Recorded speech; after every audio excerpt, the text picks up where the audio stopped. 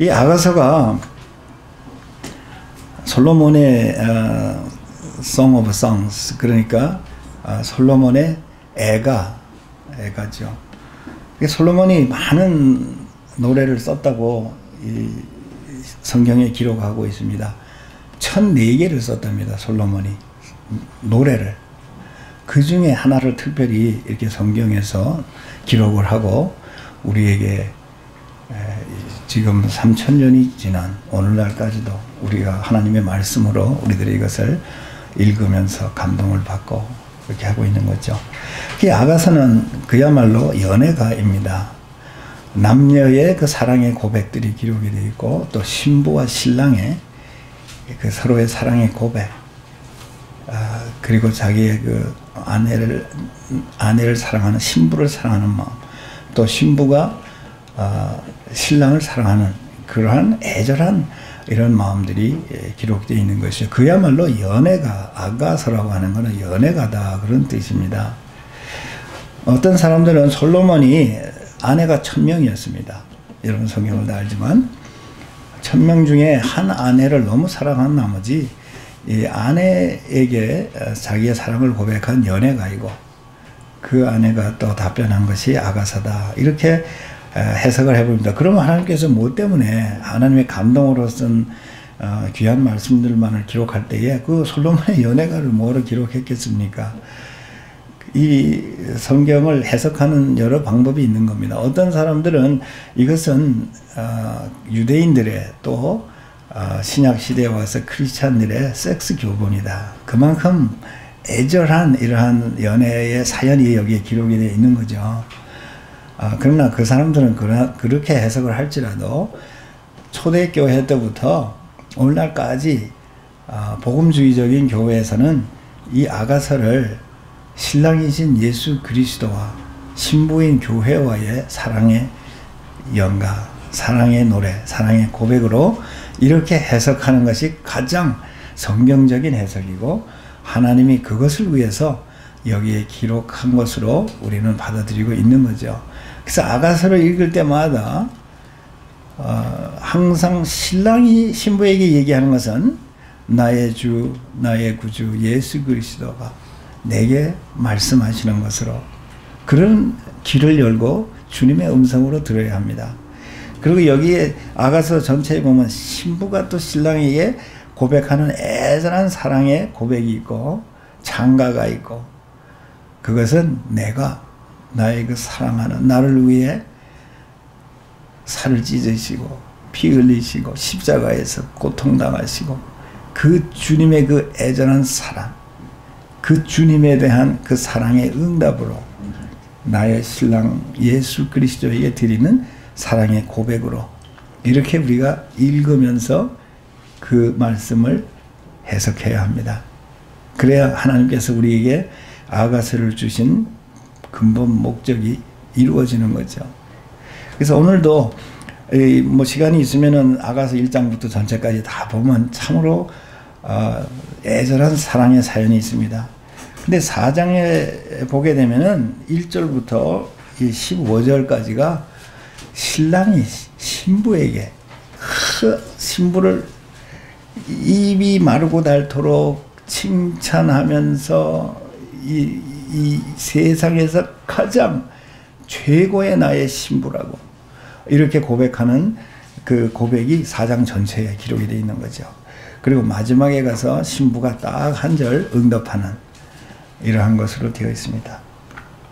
그래서 오늘 우리가 교독을 했습니다마는 한 번 더 우리 마음속으로 깊이 이 말씀을 묵상하면서 주님이 내게 15절까지 주님이 내게 하시는 말씀이에요. 나의 신랑이신 주님이 나에게, 교회인 나에게 하는 말씀이다. 이렇게 생각하면서 오늘 이 말씀을 보아야 합니다. 그리고 특히 그 싱글들은 이것이 참 나도 이렇게 참 사랑을 고백해야 되겠구나.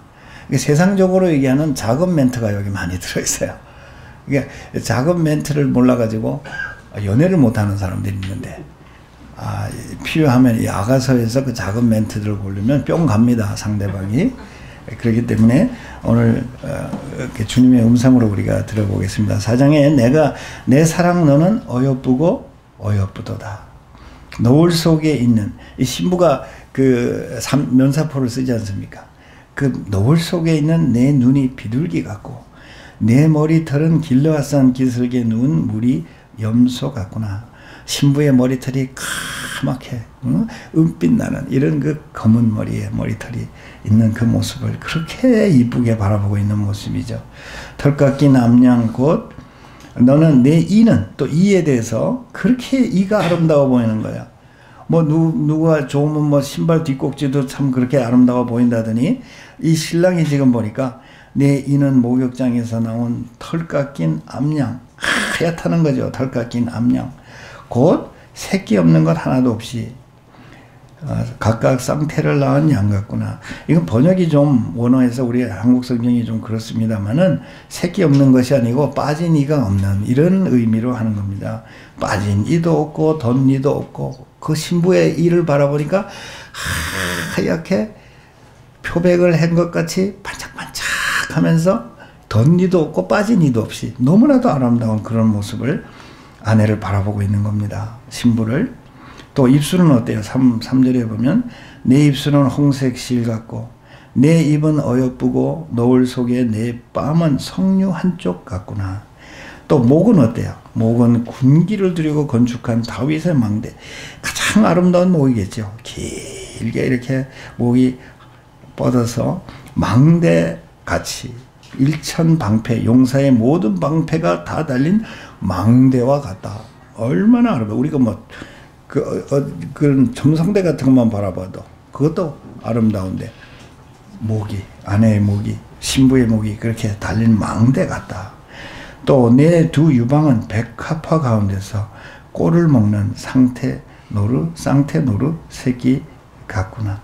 이 아내의 미모의 황홀에 빠져있는 이 신랑이 자기가 바라보는 그 사랑을 고백하고 있는 거죠. 6절에 날이 기울고 그림자가 갈 때에 내가 몰약산과 유황의 작은 산으로 가리라. 작은 산으로 가리라 얘기하죠.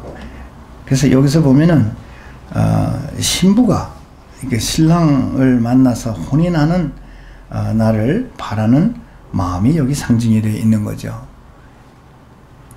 여기에 우리 신부인 교회가, 신랑인 예수가 혼인잔치를 하기 위해서 나를 데리러 오는 그날을 기다리는 심정이 여기에 나타나 있어요. 내가 산으로 가리라 말씀하시잖아요.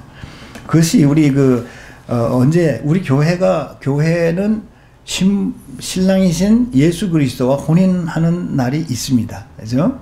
우리 성경에는 여러 곳에서 우리가 그리스도의 신부라고 얘기하고 있습니다.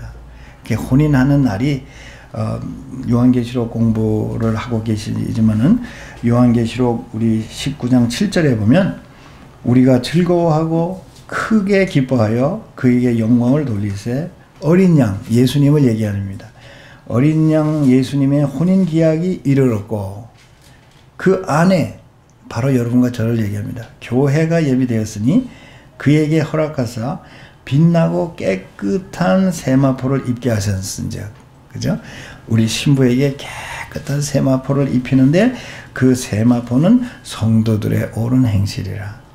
우리가 옳은 행실을 해서 그리스도의 신부로 쓰는 것이 아니라 그리스도가 내 죄를 다 대신 지시고 죄와 허물을 다 대신 지시고 십자가에 못 박혀 살을 찢으시고 피 흘리고 십자가에서 죽으심으로 말미암아 여러분과 제가 예수 그리스도의 의가 나의 의가 된 거죠. 그러니까 우리는 사실 옳은 행실을 하는 사람이라고 보기에는 너무나도 부족함이 많은 거죠. 여러분과 저 의롭다고 하는 것은 완벽하다는 뜻입니다. 험도 없고 점도 없고 죄도 없고 허물도 없고. 그런데 예수 그리스도 때문에 우리에게 세마포를 입혀주신 거죠. 그것은 의롭다고 여기시는 거예요. 하나님께서 예수 그리스도의 피 때문에, 예수 그리스도의 피로 우리를 씻었기 때문에 우리는 예수 그리스도의 의를 우리에게 입혀주신 거예요. 그래서 그리스도의 신부로서 우리가 혼인잔치에 나가기에 부족함이 없게 되었다. 그것이 신부 교회가 신랑 예수를 만나 혼인하는 날이 있게 되는데, 예수 그리스도가 이 땅에 재림하실 때에, 그때에 이제 우리가 혼인을 하게 됩니다. 그 혼인이라고 하는 것은 인생사에서 가장 기쁜 날이죠. 그 우리 모세 목사님도 얼마 전에 결혼을 했죠. 결혼하니까 좋죠, 그죠? 네. 그래서 결혼은 아무리 좋아도 한 번만 하면 딱 좋습니다.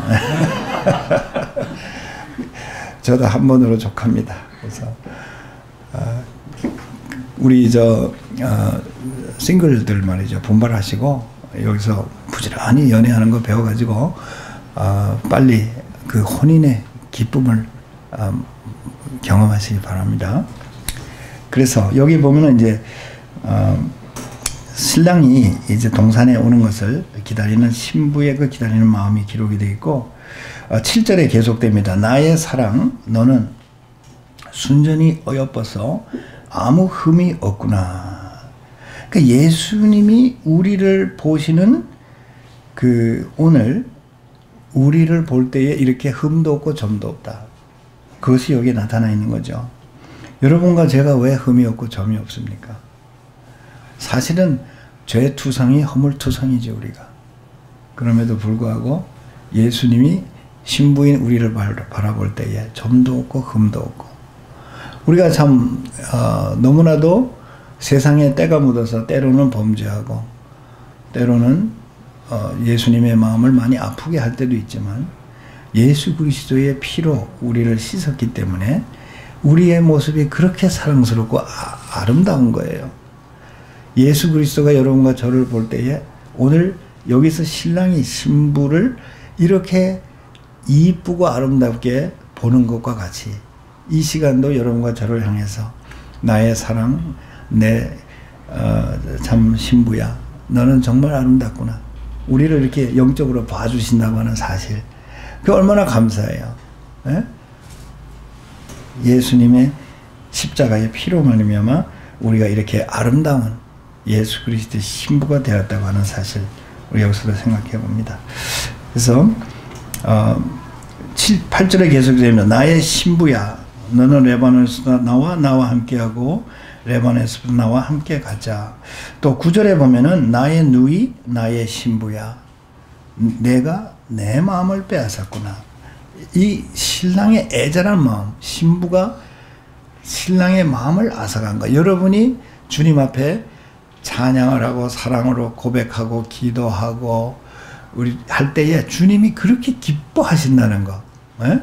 주님을 기쁘시게 하는 삶, 그 얼마나 참 축복된 삶입니까? 지금 주님이 하시는 말씀이 교회를 향해서, 예? 내가 얼마나 너무 이뻐서 네가 내 마음을 빼앗았구나. 여기 보면 나의 신부를 향해서 내 누이, 내 신부야 이렇게 얘기하고 있잖아요.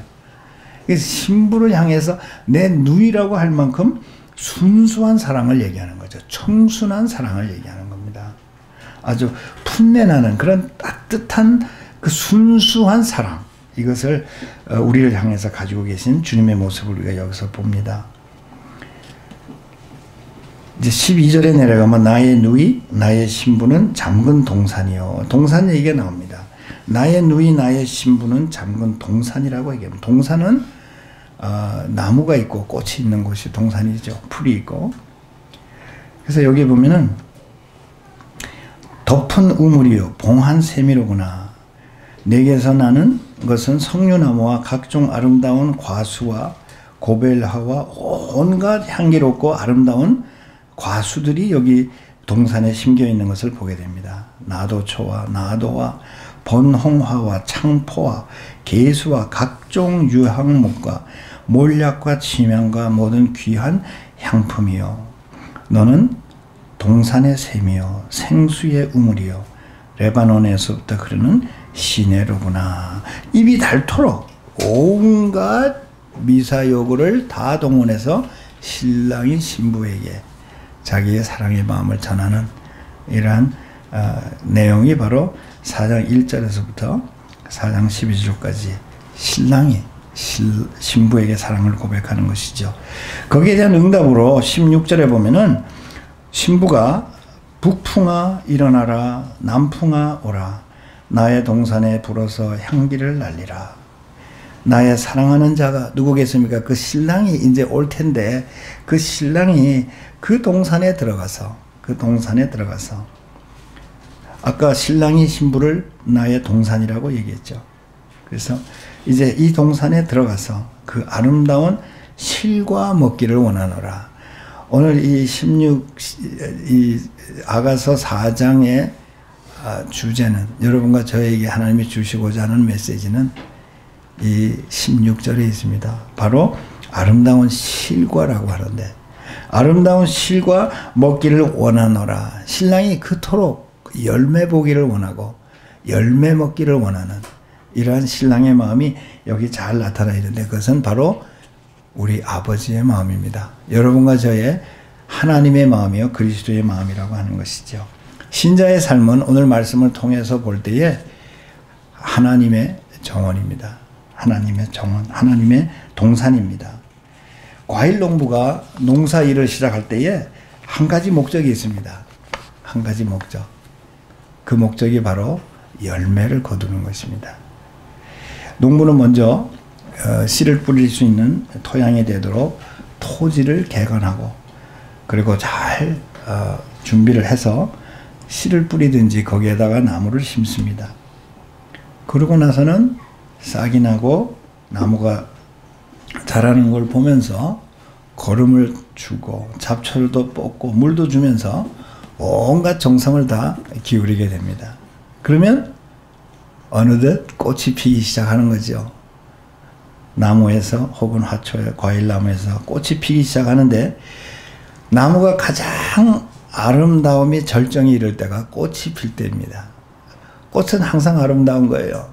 과일나무로 이렇게 서 있다가도 꽃이 필 때에 어느 과일나무든지 복숭아 나무든지 사과 나무든지 백꽃이든지 꽃이 확 이렇게 필 때에 그것이 아름다움의 절정입니다.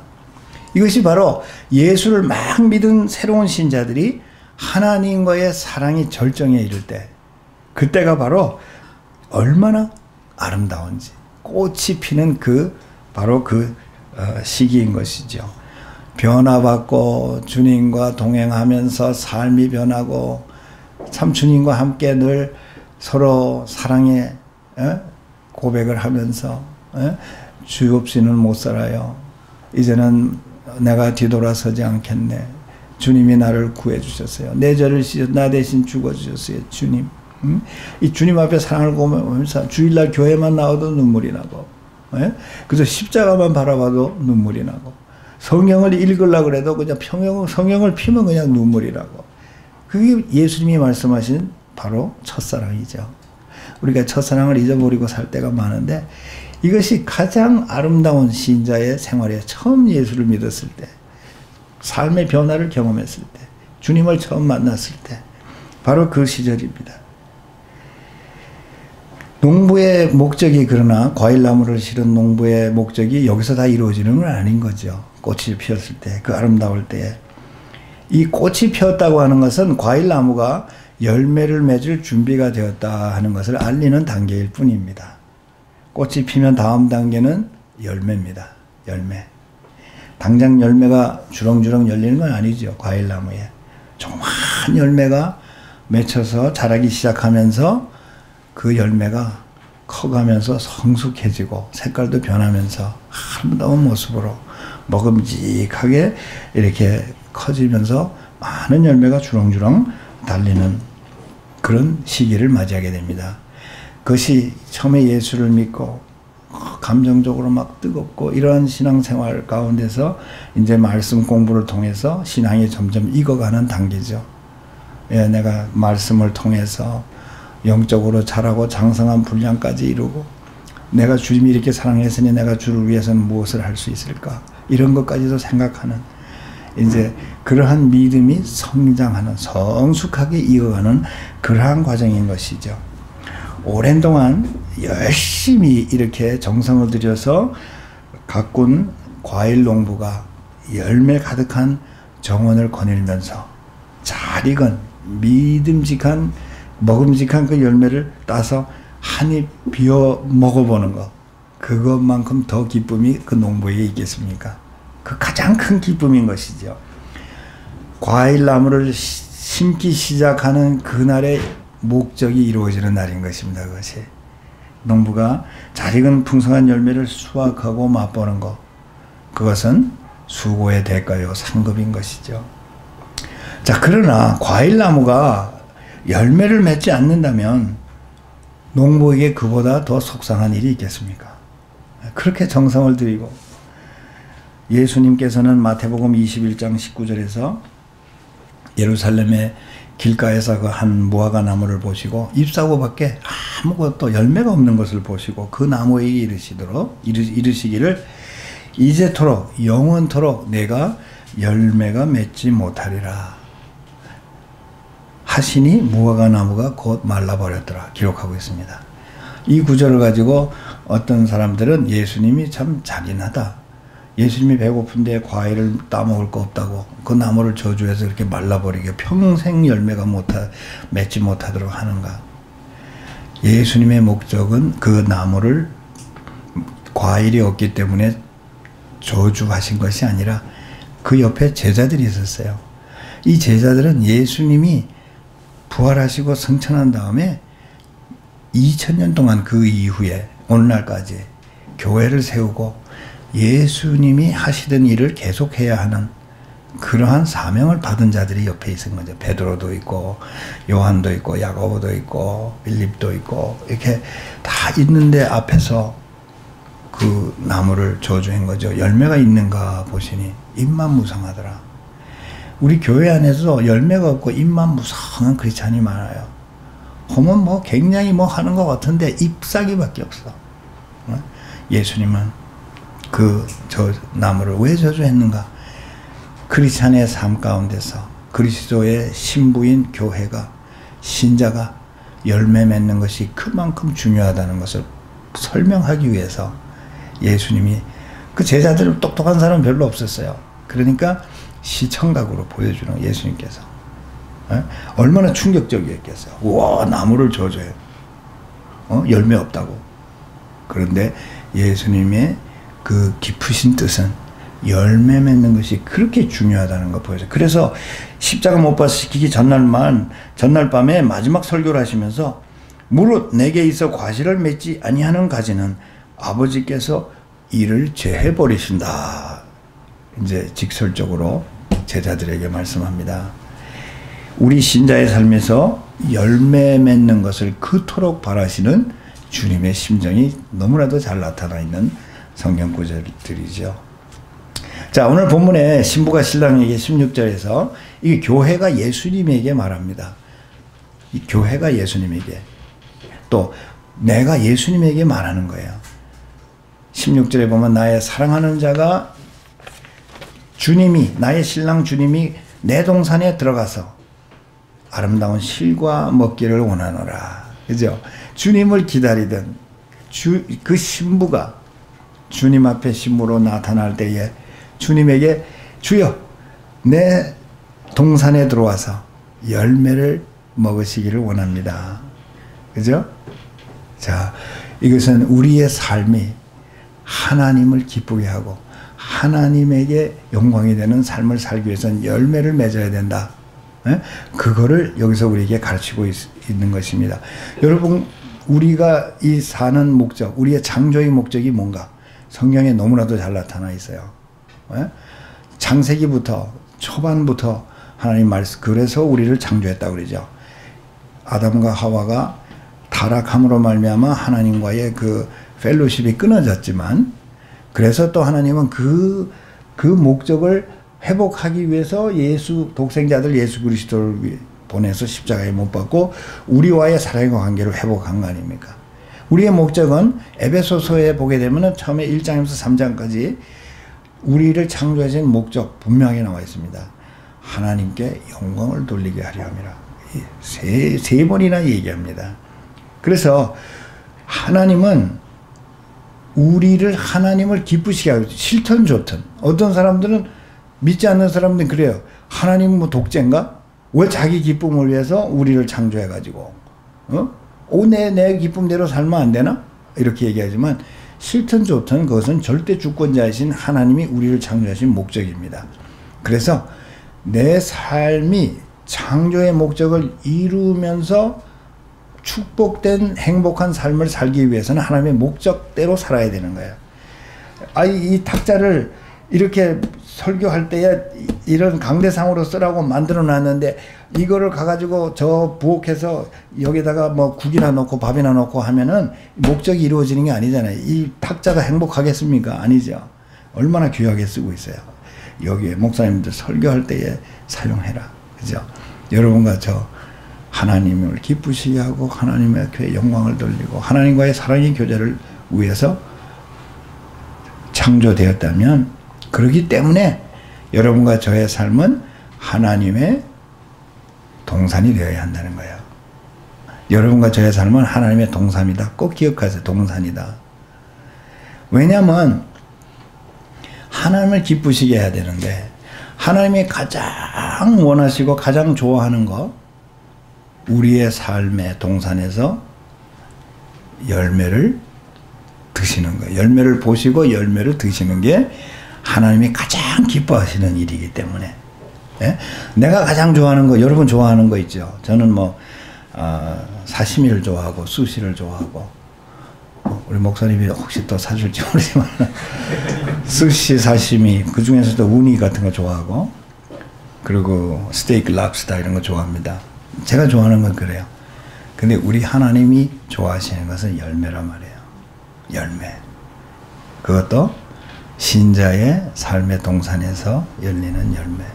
하나님이 그걸 가장 기뻐하시고 그걸 가장 원하세요. 따라서 우리가 하나님을 기쁘시게 하는 나의 삶의 창조의 목적을 이루기 위해서는 여러분의 삶에서 저의 삶에서 열매를 맺어야 합니다. 그죠? 이 아가서 7장 12절 13절에도 한번 가보세요. 뒤에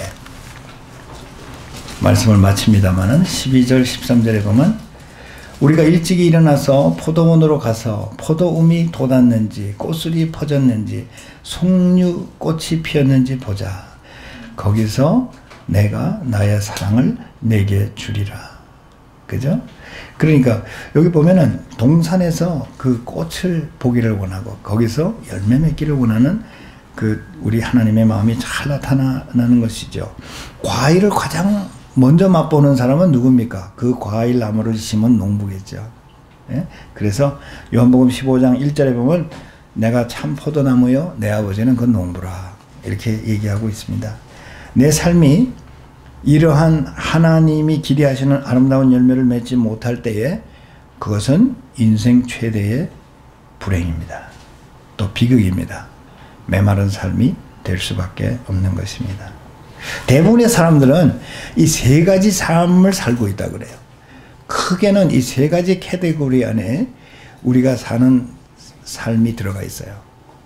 근데 첫 번째 삶은 내 삶에서 내가 가장 중요하고 내가 첫째가 되어서 이런 사는 삶인데 그런 삶은 성경에서 완전히 헛된 삶이라 이렇게 얘기하고 있습니다. 낭비입니다. 낭비. 그거는 평생에 100세를 살아도 낭비. 그래서 제가 그 어떤 그 부잣집에 아들, 딸을 주례를 한 적이 있어요. 미국에서. 거기에 의사, 둘 다 의사예요. 뭐, 미국에서 뭐, 의사고 그러면은, 그렇죠. 그 두 사람이, 의사 둘이서 젊은 남녀가 결혼을 하는데, 그 친구들이 모두 의사고, 박사고, 하버드 대학에, 뭐, 그 동창들이 한 200명이 왔어요. 저는 장례식하고 결혼식 이 주례를 하게 되면은 딴소리 안 합니다. 아까 잘 살아라 뭐 이런 얘기 안 하고 복음을 전합니다. 왜냐하면 결혼식과 장례식에서 그 믿지 않는 자들이 혹시 있으면 마음이 가장 열릴 때가 그때입니다. 혼인잔치 얼마나 기쁜 잔치입니까? 나도 이 기쁨에 참여해야 될 텐데 복음을 들으면 마음이 열리는 거죠. 그래서 전합니다. 그래서 거기서 제가 이게 노래다 보고 여기 보니까 하나 인도 여자 들러리도 서 있어. 인도 여자가. 예, 그런데 그 영적으로 우리가 야후에서 이렇게 예배 보는데요. 그 인도 여자가 아마 힌두교인지 I don't know. 그런데 꽈당땅 넘어지더라고요. 복음을 전하는데. 그 의사니까 뭐 다 뛰어나와가지고 막 이렇게 하고, 아, 이거 복음을 전하니까 이거 이런 일이 일어나구나 생각하면서 뭐 더 힘있게 전했어요, 제가. 그러면서 뭐 딴 얘기 많이 안 했어요. 여기 있는 사람들 전부 의사고 박사고 미국에서 다 출세했다는 사람들인데 예수 안 믿으면 전부 실패자라고 제가 얘기를 했어요. 그랬더니 이 사람들이 무슨 목사가 주례사를 저따위로 하는가, 기분 나쁘다고 말이죠. 막 그래요. 아주 표정이 안 좋아요. 막 여기서 또 쓰러지고 막 그러니까. 그런데도 그 로스앤젤레스 상공회의소 회장 하던 사람이 리셉션에 들어가는데 그 결혼식이 얼마나 성대한 결혼식인지 알겠죠. 한 사람 그 점심 그 피로연 한 사람 비용이 640불. 640불이면 65만 70만 불 70만 원 정도 되는 한 사람 식사값이, 네? 한 200명 거 들어가서 식사를 하는데 거기에 온 사람들에게 당신은 예수 없으면 실패한 사람이요 얘기를 하니까 뭐 웅성웅성할 수밖에 없죠. 그런데도 한 분이 와서 저는 종교가 없습니다. 그러나 오늘 주례하실 때 말씀한 건 마음에 와닿았습니다. 그러더라고요. 그러니까 거기서 당장 예수는 안 믿어. 그 사람 깊이 고민하겠죠. 그죠? 예수 안 믿으면 실패했다는데 실패자가 되고 싶은 사람 누가 있습니까? 그죠? 그래서 제가 이 얘기를 왜 하냐면 열매 없으면은 실패자입니다. 모든 게 허당입니다. 허당. 예수 믿는 사람도 물론 구원은 얻었겠죠. 그러나 열매가 없으면 상급이 없어요. 여러분이 아무리 수고를 많이 하고 교회 안에서 뭐 전도를 많이 해서 뭐 몇 사람을 불러도 자기 영혼이 상급을 받지 못하는 헛된 삶이라는 거죠. 첫째는 내가 주인이고 나를 위해서 사는 인생. 그래서 솔로몬이 그런 인생을 살았거든요. 그러니까 헛되고 헛되며 헛되고 헛되니 모든 것이 헛되다. 이게 열매 없는 인생입니다. 두 번째 삶은 내 삶에서 배우자든 애인이든 자식이든 부모든 친구든 내 주위의 사람을 위해서 나를 헌신하며 사는 삶입니다. 그건 참 이 세상에서는 멋진 삶이라고 얘기하는 거죠. 예? 야, 이 남을 위해서 희생하고, 어떤 사람은 보니까 자식을 위해서 희생하는 사람들이 많아. 모든 거를 다 희생해. 나쁘다는 거 아니에요. 예? 그 보면은 뭐 기러기 아빠 이게 많아 보니까 미국에 뭐 엄마는 기러기 엄마라고 안 그러는데 아버지는 기러기 아빠더만, 그죠? 그래서 기러기 아빠들을 보면은 자식을 위해서 그렇게 희생하잖아요. 어머니가 그 가서 애들 데리고 말도 안 통하는 그런 데서 고생하고, 어? 아버지는 여기서 또 고생하고 자식을 위해서 하죠. 희생하고 올인을 하는 거. 그러나 그런 삶을 살면 다른 사람을 최상으로 여기고 사는 삶인데 이런 삶은 오래 가지 않아서 실망만 남는 삶입니다. 예? 왜냐하면 인간이란 사랑이든 물질이든 내가 주고 베푸는 것 받고 또 받고 내가 더 이상 줄 수 없을 때까지 받다가 내가 주고 베풀지 못할 때 이르면 왜 더 주지 않느냐고, 왜 나를 사랑하지 않느냐고 원망하고 욕하고 저주하는 것이 인간의 본성이에요. 그러니까 그런 남을 위해서 사는 인생, 그것은 실망과 후회만 남는 삶입니다. 첫째는 헛된 삶이요, 남을 위해서 사는 삶은 실망과 후회만 남는 삶이에요. 그러나 세 번째 삶은 하나님의 나라와 의를 먼저 구하는 삶. 그게 하나님의 목적이 이루어지는 삶이에요. 하나님 먼저. 예? 내가 자식을 사랑해도 하나님 먼저. 하나님 앞에 기도하고 이 아이를 유학을 보내겠습니까? 우리 형편이 그렇게 됩니까? 남편과 아내가 같이 가서 아이를 공부시킬 수 있습니까? 이렇게 하나님 앞에 하나님의 나라와 의를 먼저 구하는 사람. 이웃에게 베풀어도 주님의 이름으로 베푸는 거. 그거는 원망과 후회가 없는 삶이에요. 그래서 하나님을 가장 우선순위에 두는 삶, 그 삶은 풍성하고 행복하고 상급과 대가가 보장된 삶임을 믿으시기 바랍니다. 성경이 상급을 약속하고 있습니다. 그 대가를 약속하고 있습니다. 너희는 먼저 그의 나라와 의를 먼저 구하라. 그러면 이 모든 것을 너에게 더해 주시리라. 부족함이 없는 삶이 되는 것이죠. 하나님이 오늘 이것이 바로 하나님을 최우선 순위에 두고 사는 삶이 열매를 맺는 삶입니다. 그죠? 하나님이 갈라디아서 5장 22절에 보면은 성령의 열매는 사랑이라. 그죠? 이게 하나님을 첫째에 두고 하나님을 사랑하고, 하나님을 사랑하면 하나님께서 내가 너를 사랑한 것 같이 너희도 서로 사랑하라. 이 하나님을 사랑하다 보면 오늘 이 본문의 말씀과 같이 그럴 때에 우리 이웃과의 사랑도 이루어지는 거죠. 그래서 성령의 열매를 사랑이라고 하는 거야. 그 다음에 갈라디아서 5장 25절에 성령의 열매는 사랑, 희락, 화평, 오래 참음, 자비, 양선, 충성, 온유, 절제. 성령의 열매는 하나입니다. 사랑입니다. 9가지 열매라고 하는 사람들이 있습니다만 그건 잘못된 거고, 성령의 열매는 사랑입니다. 여러분들이 사랑의 열매를 맺으면 그 다음에 희락, 기뻐할 수 있고, 화평할 수 있고, 자비해 줄 수 있고, 선을 베풀 수 있고, 충성할 수 있고, 절제할 수 있고, 온유할 수 있고.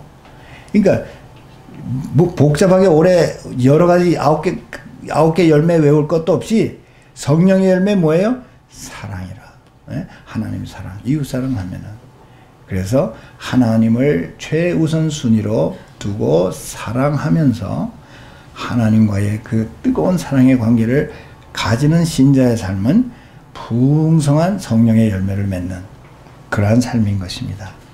하나님이 내 삶의 동산에 찾아오셔서 그렇게 좋아하시는 열매가 가득히 열린 것을 보시고 기뻐하시며 맛있게 그 열매를 드실 때에 그보다도 더 행복하고 축복된 삶이 있을까요?